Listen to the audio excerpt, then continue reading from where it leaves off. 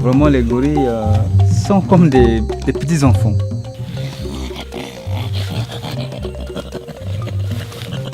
Il parle, il pousse des cris, c'est quand il est content. Ils passent leur temps à jouer entre eux. Il n'est pas loin des enfants.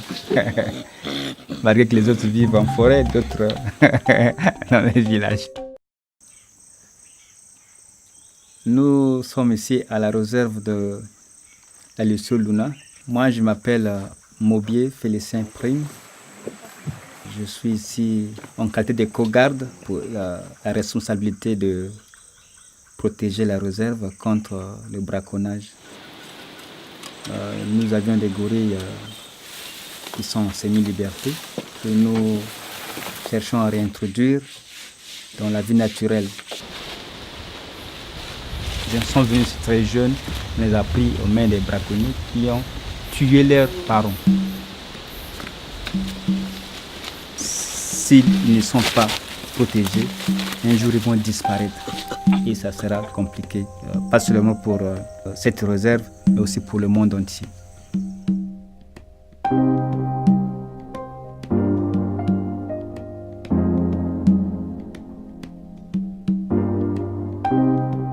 Avant, il y a eu Ebola, c'est au nord du pays, très loin d'ici. Mais nous avions vu à la télé comment il y a eu beaucoup de décès de gorilles et des hommes, des humains aussi. Tant qu'ils sont morts comme ça, c'est difficile, ça fait vraiment mal.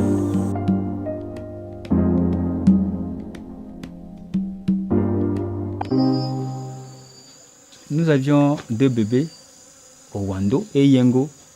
Owando a 3 ans et Yengo a 2 ans. Et quand il tue la maman, l'enfant est accroché à sa maman, il n'est pas mort, il récupère l'enfant. Il l'amène dans une grande ville pour vendre. À ce moment-là aussi, la police et les eaux de forêt mettent main et les récupèrent. Et ensuite, nous les prenons, nous les mettons dans une nurserie, nous les mettons au régime de lait. Et ils sont en semi-liberté, chaque matin on les sort et on les fait comme ça apprendre cette vie naturelle. C'est ma contrée, c'est ma zone, le Sud-Ma. Le projet protection des gorilles, quand il est arrivé ici, dans la zone, les gens n'ont pas accepté de travailler les gorilles.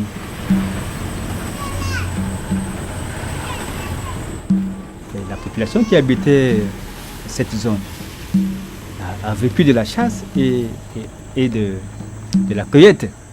Donc nous, en grandissant, la viande de brousse était comme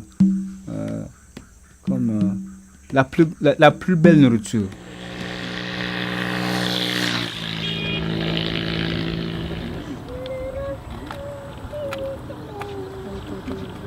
Les gens d'ici sont habitués à la chasse, à la viande de brousse.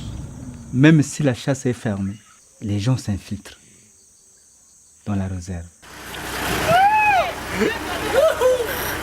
La chasse que les braconniers font, ce n'est pas seulement une chasse de subsistance. Nourrir la famille, préfèrent aller vendre dans les villes, de grandes agglomérations. Donc la chasse d'aujourd'hui est devenue comme une chasse commercialisée. Il y a eu comme naissance du corps éco-garde.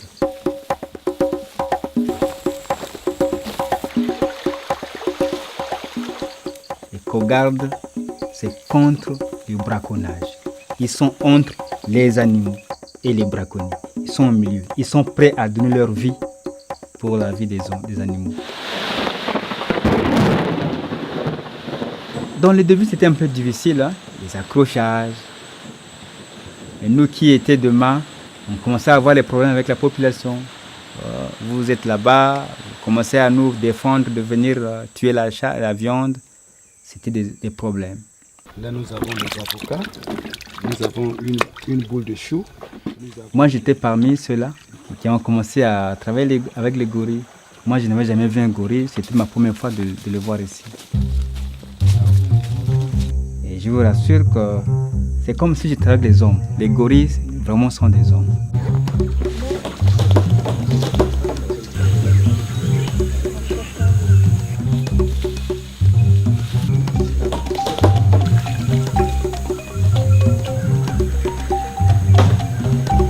Les gens quittent très loin, la France, les États-Unis, pour venir voir le gorille derrière leur village.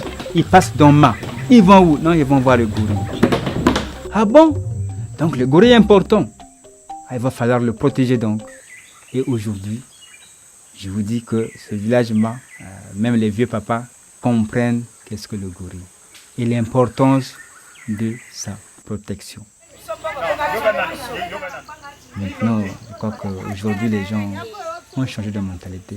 Ils se moquent même de manger cette viande de brousse avec l'arrivée de la maladie d'Ebola. C'est plutôt faire l'agriculture, les cultures de manioc, les arachides, que de faire la chasse.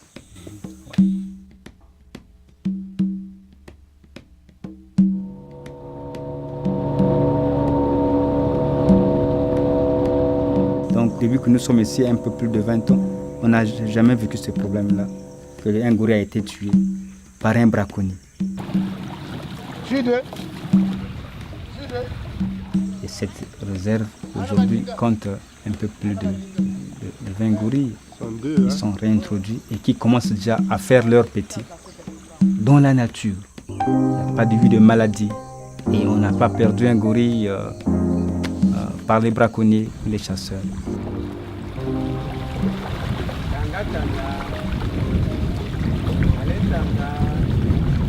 Si nous ne le faisons pas, nous ne les protégeons pas, ils vont disparaître. C'est ça qui vont me pousser d'être à côté.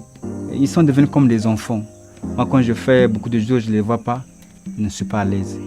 Donc c'est ça qui m'a toujours motivé à travailler avec les gorilles. C'est ne pas les perdre. Un jour, que le monde entier puisse toujours voir le gorille.